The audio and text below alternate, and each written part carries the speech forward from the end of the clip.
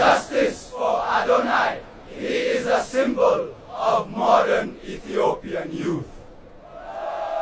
በአሁኑ ሰዓት እንደተሰማው መረጃ ከሆነ በትናንትናው ዕለት የታሰረውን የአዶናይን የልጃቸውን እስራት አስመልክተው የአዶናይ እናት ለመጀመሪያ ጊዜ ኢንተርቪው ሰጥቷል። በዚህም ኢንተርቪዋቸው ላይ ሀዘን ውስጥ በመሆን ሀሳባቸውን ገልጸዋል። ስለዚህ ነገር ልንገራችሁ። የቲክቶከር አዶናይ ወላጅ እናት የሆኑት ወይዘሮ አበባ ገብሩ ከቢቢሲ ትግርኛ ፕሮግራም ጋር በነበራቸው 8 ደቂቃ የረዘመ ኢንተርቪው እንደተናገሩት ከሆነ ልጄ አዶናይ ኮከቤ ነው። ልጄ የሚያጠፋው ነገር የለም። ያሰረው መንግስት ሁኔታዎችን አጣርቶ እንደሚለቅልኝ አምናለሁ ብለዋል። በተጨማሪም እሳቸው እንደተናገሩት ልጄ የራሱን ምቹ የሆነ ህይወት ትቶ መቶ ሰዎችን የሚያግዝ እኔንም የሚያበረታኝ ልጄ ነው ብለዋል። ያለቀሱም ልጅም ጥፋት የለበትምና በቶሎ ይፈታልኝ ብለው ተናግሯል፣ ተማጽኗል ማለት ነው። እንደሚታወቀው ቀናት በፊት ቲክቶክ አዋርድ ላይ በተፈጸመው ተግባር የኢትዮጵያ ፌደራል ፖሊስ 4 ቲክቶከሮችን በተጨማሪ እንግዲህ በትናንትናው ዕለት 2 ቲክቶከሮችን ማለትም አዶናይና እንዲሁም ጃኒን የኢትዮጵያን ባህልና ስነ ምግባር የሚጥስ ተግባር አድርገዋል። በዚህ ምክንያት እንግዲህ እነዚህ ቲክቶከሮችን በቁጥጥር ስር አውዬ ማጣራቱን እንደጀመረና እነዚህ ቲክቶከሮችን እንዳሰረ በትናንትናው ዕለትና ከትናንትና በስቲያ ያሳውቋል። ቢቢሲ ይህን ዘገባ በዛሬው ዕለት በራሱ ፔጅ ላይ ያጋራ ሲሆን የኔንም ሀሳብ ለመጀመሪያ ጊዜ ለመግለጽ ያክል ብዙ ጊዜ በዚህ ሶሻል ሚዲያ በአገር ውስጥም ሆነ በውጪ የሚገኙ ሶሻል ሚዲያ የሚጠቀሙ ሰዎች እንደዚህ አይነት ተግባር ይፈጽማሉ። ነገር ግን አስፈላጊው ምርምት ሊደረግ ይገባል። ሆኖም ግን እነዚህ ወጣቶች